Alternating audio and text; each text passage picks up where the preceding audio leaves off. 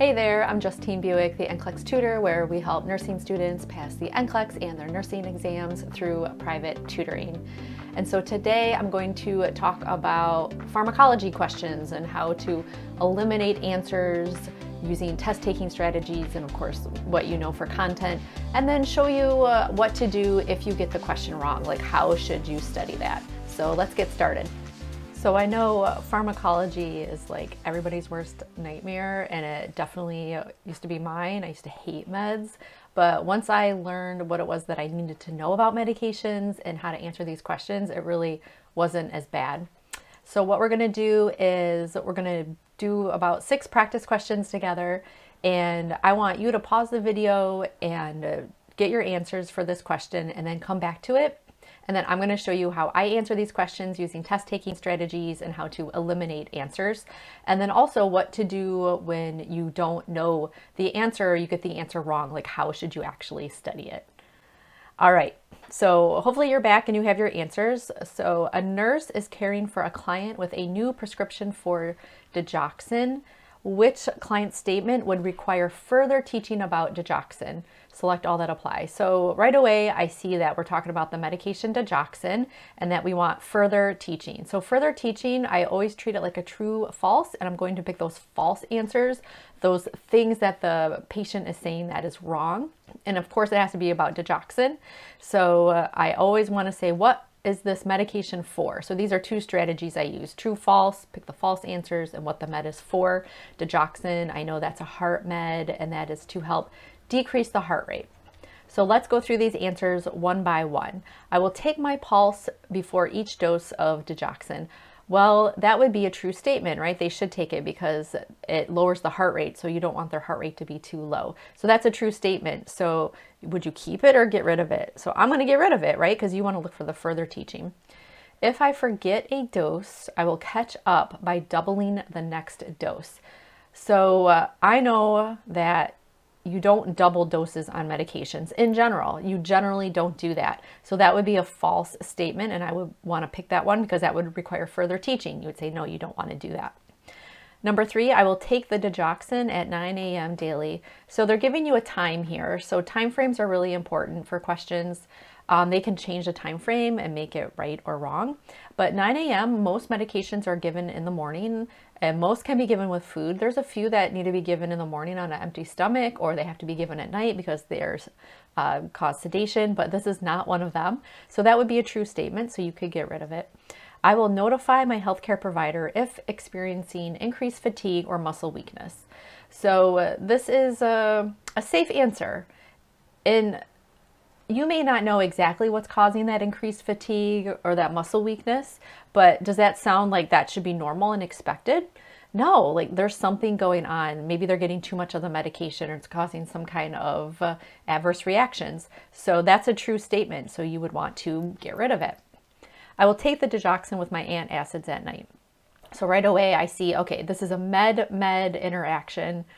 Do I want to give this medication with antacids? Well, if you know what acids are for, they help protect the stomach for people who have acid reflux.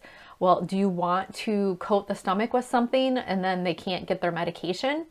So no, that would be a false statement. So you would tell them, no, you can't take it with antacids. And also digoxin doesn't really need to be taken at night either. So there's kind of 2 parts that are wrong. So one of the strategies is if one part is wrong, then the whole answer is wrong. And because we're looking for further teaching, then of course we want that wrong part to be taught further about. So I understand that I will need annual blood work to check therapeutic levels. At first, to me, that sounds super safe. Like, yeah, they need blood work. Do you guys remember that there's a therapeutic level, 0.5 to 2, and they should be getting those checked. So at first I'm like, you know what, that seems safe. I don't think that needs further teaching. However, you always want to look at those time frames. So annual blood work. Is it annual, once a year, or does it have to be, blood has to be taken more often? And it's, you know, when you have those therapeutic drug levels, therapeutic ranges, you really want to get that checked more often than that. So that actually would require further teaching. So that's actually not a safe thing. So the answers are 2, 5, and 6 for further teaching. Now say you didn't know that, what would you do? Well, I think flashcards are great for meds. I don't do flashcards for everything, but you should always do a flashcard for medications because you want to use repetition to help you remember that content. Because seriously, medications feel like a foreign language sometimes. So repetition. So I would always write the medication name on the front of the flashcard, and then on the back of the flashcard, I always want to write what the med is for. So you should always know what meds are for. So it's a heart med, it decreases the heart rate. And then if you didn't know some of the things that you're supposed to know, like check your pulse, then you would want to write those things. Now, some of this stuff is like general things to know about medications. Now that would probably be a different kind of flashcard because you don't want to write, don't take digoxin with antacids. I mean, that would be silly. So general med administration, you could write antacids, and if you just want to do a flashcard just for antacids, that's fine. You could say antacids, don't give with other meds. I know my writing is not great here. Don't give with other meds. Prevents absorption, because you want to know why you're not giving it with other meds. Okay, so you can do that for your flashcards too. Now, some of you are like, well, I don't really know, what am I supposed to know about the medications and how do I study that? Well, that's why I have the Nugget pages, and that's a book I wrote where it just has the most common things that you would get asked about on the NCLEX. So here, let me go grab it. Okay, so it looks like this, and it's 200 pages, and it has the meds in there, okay? Like the most important stuff you would need to know. So let's go do the next question. A client who has COPD is prescribed ipratropium bromide, and then the nurse should instruct the client to report which of the symptoms immediately. All right, so right away I want to know, what's this question asking? What's the problem here or the situation? And it looks like we have to report something immediately, so something pretty bad, and I actually call that killer. That's my strategy.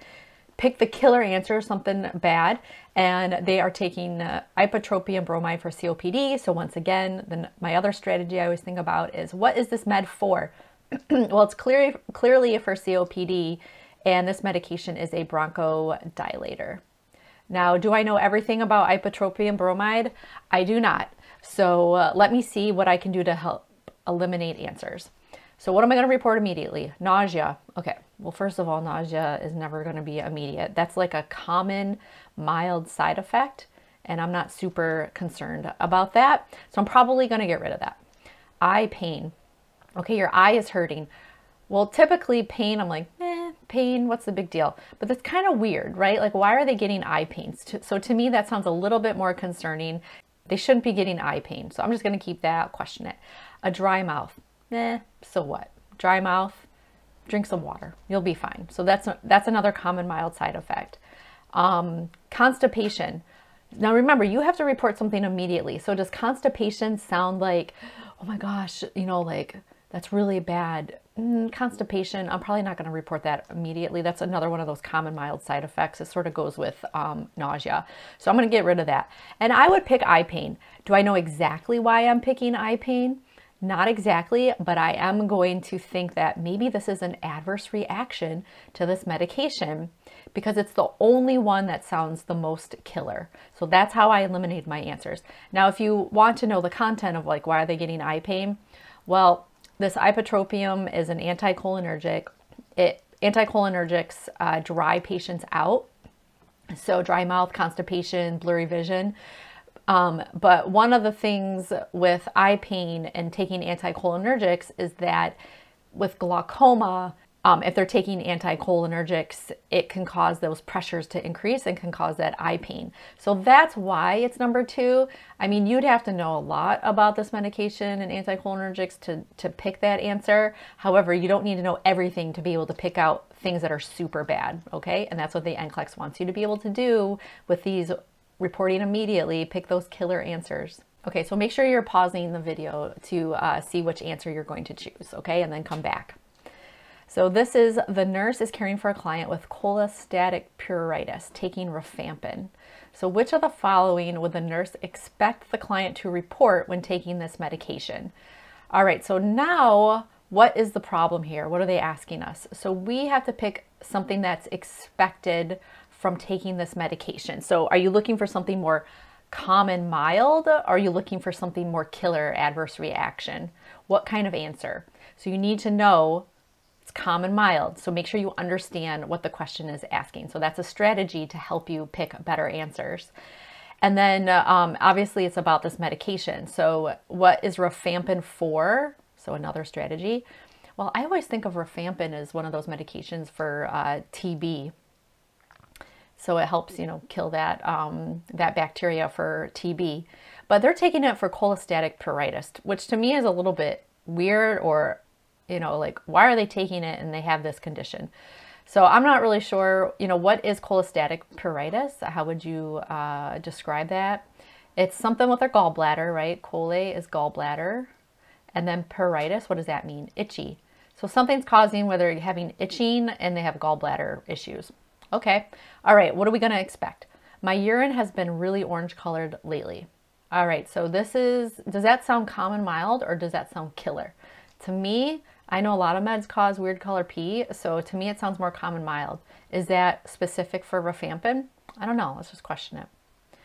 I've been noticing more bruises on my arms. All right. So now they have bruises on their arms. What does that mean? How do you interpret that sign and symptom data?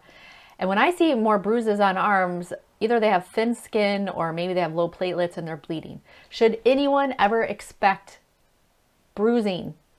No, you shouldn't expect to get bruising. So I'm going to call that more of a killer thing. Okay, that would be like low platelets or something. So no, that's definitely not an answer. And I don't even have to know what this med is. I know that that's not going to be an answer.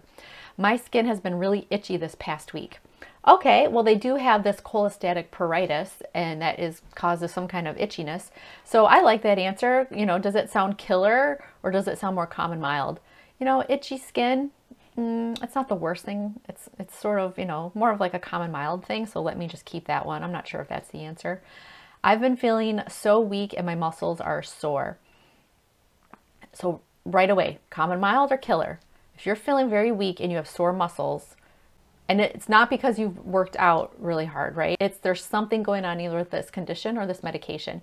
This does not sound good to me. This sounds more killer in my eyes. So I'm not going to pick that one. So what's the answer? Is it 1 or 3? Say you have no idea about this medication. You don't know what the common mild side effects are, but look to see what the question is asking. What would you expect the client to report when taking this medication? So if their skin's been itchy, that's because of the condition, not the medication. So that one's not specific enough. And so this medication does cause those orange colored secretions. So number 1 is the answer. That might have been really obvious to you, but not to everybody because they need to study more. So what do? You make a med flashcard, rifampin on the front, what you didn't know. I would always write what it's for. It's usually considered a TB med.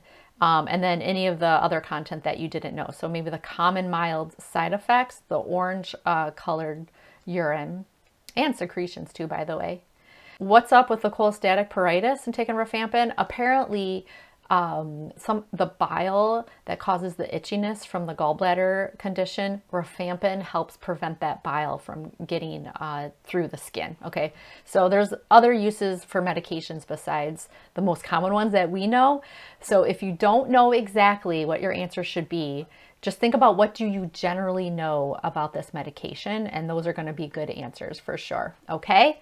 A nurse is evaluating a client with primary pulmonary hypertension for a heart-lung transplant. Which medication treatment would the nurse anticipate to be included in the plan of care? Select all that apply. All right, this looks a little complicated. So what do they have? Primary pulmonary hypertension. So they have like a lung hypertension and they've had a heart-lung transplant. Woo! So what kind of meds are we going to anticipate that is going to be part of the care plan? Now you have to know what pulmonary hypertension is. So how would you describe these conditions? So that's another strategy that I use to help me if I need to eliminate answers, is just describe the condition. They have high blood pressure and they've had a heart-lung transplant. So we know that that has to deal with oxygen in blood and getting transferred around or moved around. What are we going to give? So we got to know what meds are for. All right, that's another strategy. Oxygen therapy. Yeah, I don't know. It makes sense to me. They just had a lung transplant and lungs affect respiration. So let's just pick that one. And that is considered a medication, okay, oxygen. Aminoglycosides, what are those for? Those are antibiotics. What are antibiotics for? Infections. Anybody here have an infection? No? Okay, don't pick it. Diuretics, what are those for? Those are for decreasing blood pressure, and it helps get fluid off of the patient. They do have hypertension, so you probably want to give them something that decreases the blood pressure, and they've had a heart-lung transplant. Remember, that's the blood and the oxygen moving around, and there can be issues with fluids. So to me, that sounds pretty safe. I'm going to pick that one. Vasodilators, what are those for? Those help dilate the veins or the vessels. So those help decrease blood pressure. What do you think? They got hypertension. I don't know. Sounds safe to me. So I'm going to pick that one. Antihistamines, what are those for? Those are for like allergies, runny nose, sneezing. Any issues with that? Is this allergy issue, sneezing? No, not related. Don't pick it. Sulfonamides, what are those? Those are antibiotics. Anybody here have an infection? No? Okay, don't pick it.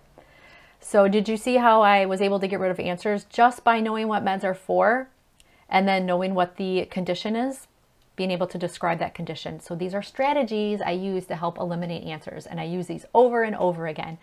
Now, what do you do if you didn't know what any of these meds were for? Make a flashcard. So you do diuretics on one side. What are they for on the other side? They're for decreasing blood pressure and getting rid of fluid. All right, and that's what you do for the other ones. Vasodilators, decreasing blood pressure. If you didn't know what aminoglycosides were, aminoglycosides, antibiotics. Okay, let's try another one. Make sure you pause and then come back with your answer. A client who is prescribed phenelzine asks the nurse, "Why must I stop adding Parmesan cheese to pasta?" The nurse understands which of the following complications may occur. Okay, so this one right here, what are they actually asking? What's the problem here? So I am looking for a complication. So something bad, a complication, something killer for someone who's taking phenelzine and then eating Parmesan cheese. Did you guys know that there's food-med interactions? Yes, there are foods that interact with meds. When I do these questions with people who've just started nursing school, they have no idea what is going on here in this question. But once you get through with nursing school, I mean, you're like, you should know there's interactions, food and med interactions. So I want to know, what is phenelzine? What is that medication for? Well, it's really hard here because they don't even tell us what's wrong with the patient. So you do have to just know it.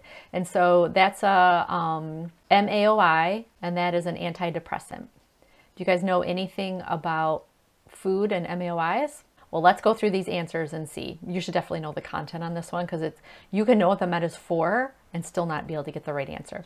So sedation. Is sedation bad? Yeah, it's bad. But did you know if it's an antidepressant, are you going to be concerned about sedation in food? No, it's a common mild side effect with a lot of the psych meds, so I'm not probably super concerned about that one. What's neutropenia? That's the low white blood cells. And what does that indicate? That indicates increased risk of infection. So I like that answer. I would keep that one. What's neuroleptic malignant syndrome? So you might go, oh my gosh, I don't know what any of this stuff is. You got to do some flashcards. So this is when they take too many antipsychotics. Is this medication an antipsychotic? No. Okay, it's actually really bad. It causes really high blood pressures and muscle rigidity, high fevers, but it's not related, even though it's super bad. Hypertensive crisis. So obviously that's really high blood pressure. What can that lead to? Strokes. So if you have to decide between these two, it is really hard to pick the killer answer because they're both really bad. They're both safe things to choose as, you know, being super concerned or killer. So if you don't know the answer, it's because you don't know the content well enough. So the strategy is pick the answer that's most specific to phenelzine and Parmesan cheese. And I'm going to just tell you the answer. It's number 4, hypertensive crisis.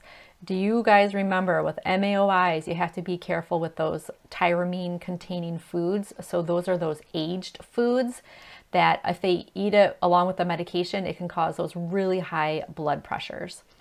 So what do? Make a flashcard for phenelzine, and it's an MAOI, and then just write on the other side, taking with tyramine foods, with tyramine containing foods, which are aged foods, can cause an increase in blood pressure, hypertensive crisis. Okay, all right, let's move on to the next one. An unresponsive client who has a respiratory rate of 8 per minute and pinpoint pupils is brought to the emergency department. So right away, as you're looking at questions, you should always start seeing what's wrong here or what's the problem. So they're unresponsive and they have a low respiratory rate and pinpoint pupils. So the nurse should administer which of the following medications? Wow, they didn't give us a whole lot of assessment data, but they did give us some sign and symptom data. This is a strategy too that they want us to interpret. So how do you interpret that? They must have taken something that caused a low respiratory rate, or I don't really know, but I have to go through the answers and try to figure out what these meds are for. So amiodarone, what's that? Oh, there's a little typo though. It should be an O right there. Amiodarone, that is for ventricular dysrhythmias, or a bunch of different dysrhythmias. Epinephrine, that's for what? That's for shock, especially anaphylactic shock. Naloxone, what's that for? That's to reverse opioid overdose. And then morphine, well, that's an opioid pain med. Okay, well, if you know what they're all for, what's your answer? Well, are they having a ventricular dysrhythmia? Nope. Are they in shock? So like low blood pressure, high heart rate. Was there a food? Did they eat a food that they were allergic to, bit by a bee? No. Okay, naloxone. Yes, remember, because opioids are lower the respiratory rate. So I like that one. That's the antidote. And then morphine. No, if you give morphine, it's going to cause lower respirations. So the answer is number 3. And if you didn't know that, what are you going to do? You're going to write a flashcard. All right, naloxone. And then on the other side, you just write, what's it for? It's for an opioid overdose. When you do these flashcards, don't get too detailed with all your content on it, else you're never going to remember it. But at the very least, just try to say what meds are for, and you can put the med name and the classification down too, because they can give you both, or they might just give you one or the other.